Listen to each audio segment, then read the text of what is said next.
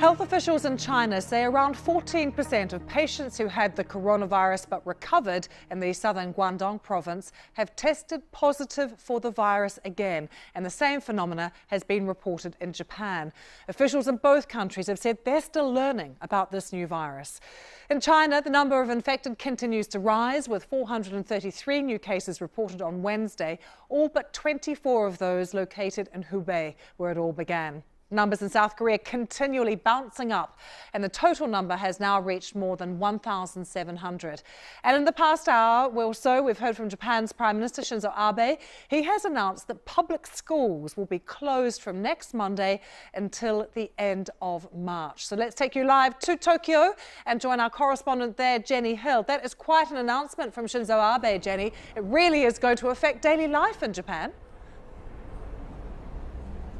Yes, and I think it gives you an indication of just how concerned the authorities here are about the situation. They're also very concerned, of course, to be seen to be on top of the situation, because they've already come under a great deal of criticism over their handling of passengers who became infected on the Diamond Princess cruise ship, which is moored up still just down the coast in the port of Yokohama.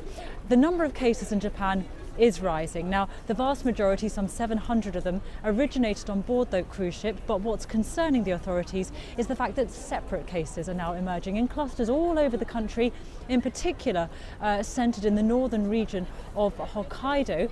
But in addition to that, the authorities now are really troubled by this one particular case, a woman in her 40s who was treated for the virus, discharged from hospital at the start of February, but now it's emerged she's tested positive for the virus again. That will be of concern not just here in Tokyo, but to health experts, of course, all over the world. And the big headache for the Japanese authorities is that in just 5 months' time, Tokyo is due to host the 2020 Olympics. There are banners everywhere saying Tokyo 2020. The authorities insist that their plans, their preparations will continue as normal.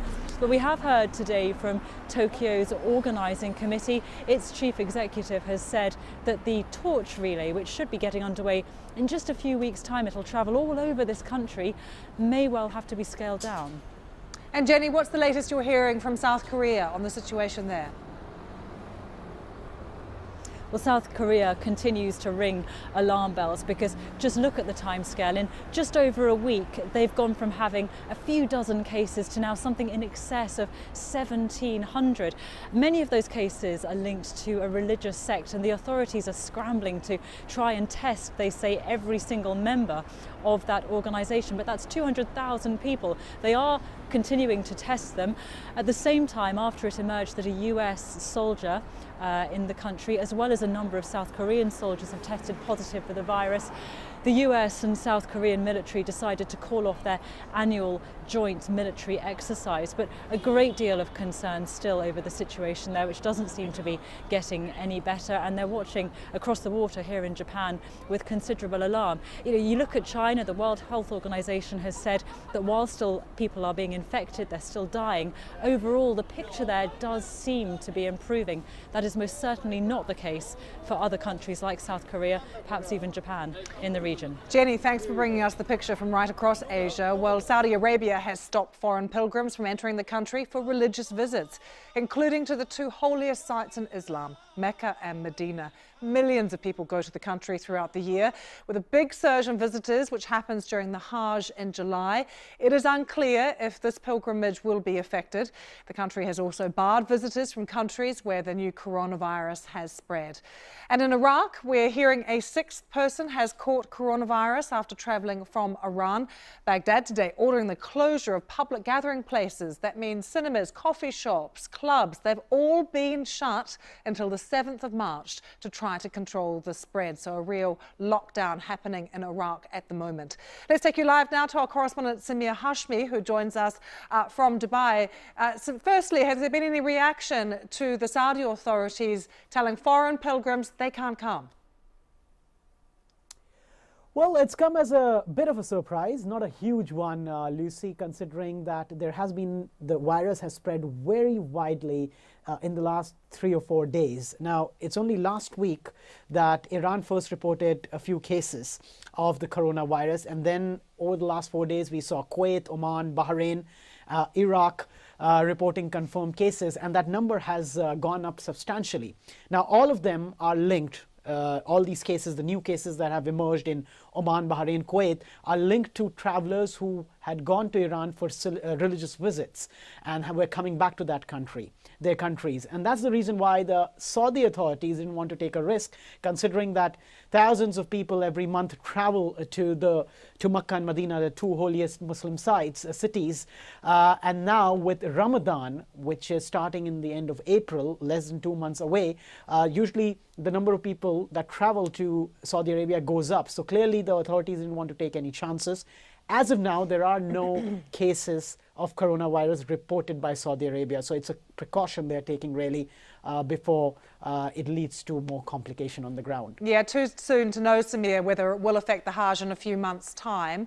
But what about Baghdad? Very strict restrictions being put in place there now with all of these closures. Are they being adhered to? Well, yeah, Iraq is actually the latest country to announce these closures, Lucy.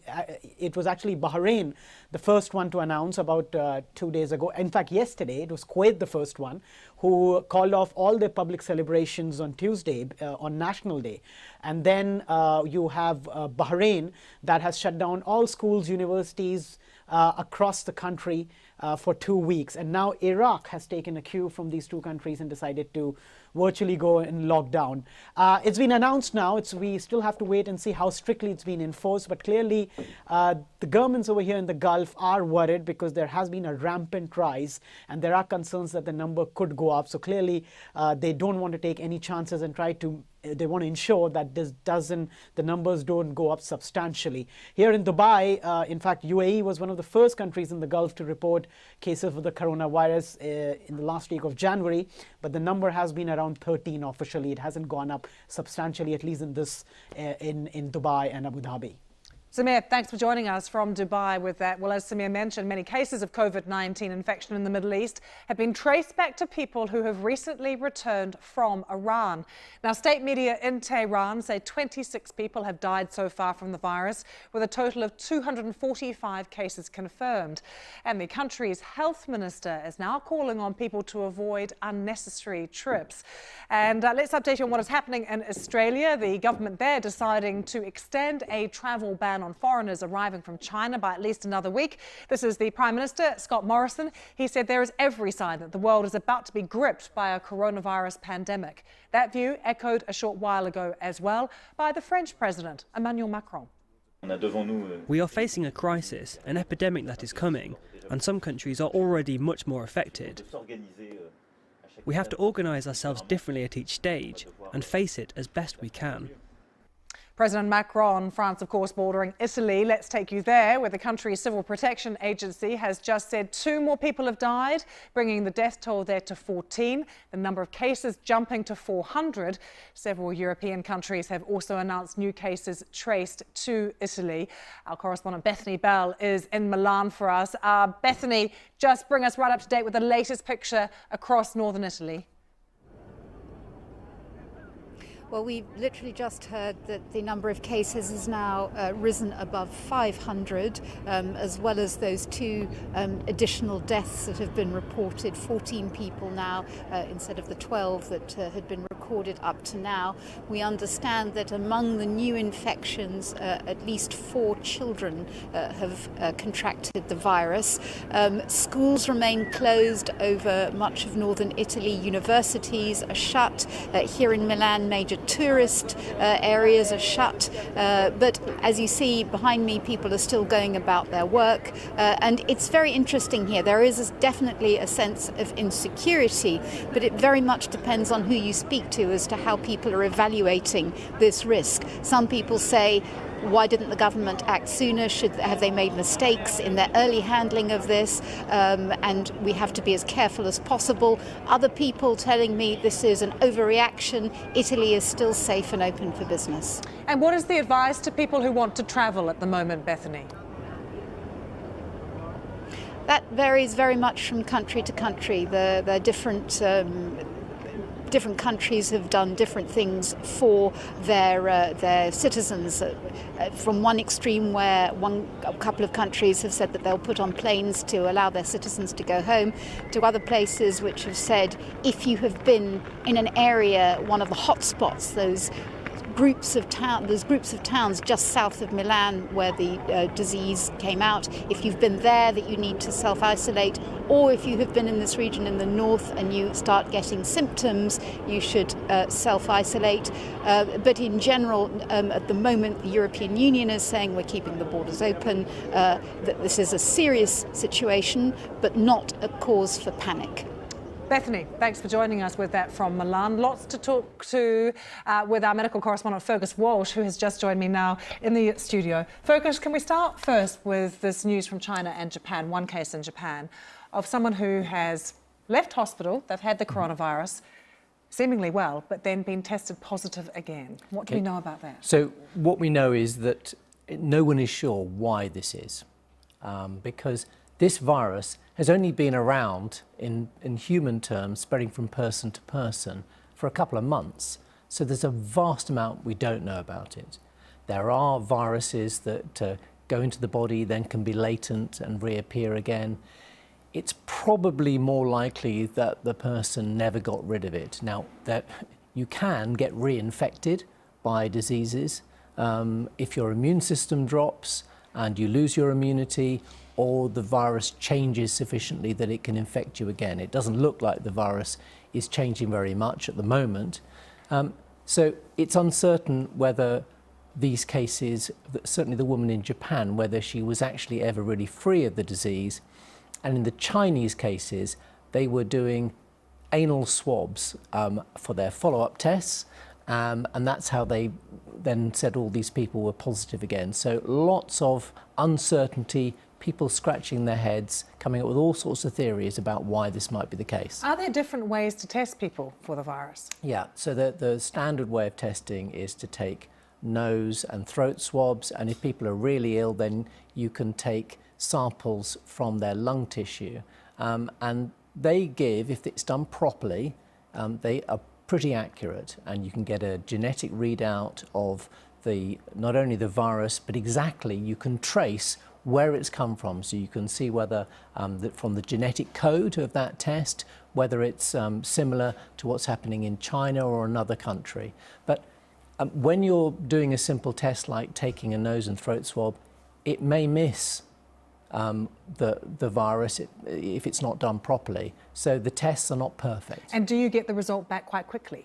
It takes normally a day or two for that result to come back, depending on the system and how many thousands of tests that labs are doing. But in the UK, it's a kind of 48-hour turnaround, or it can be done more quickly than that.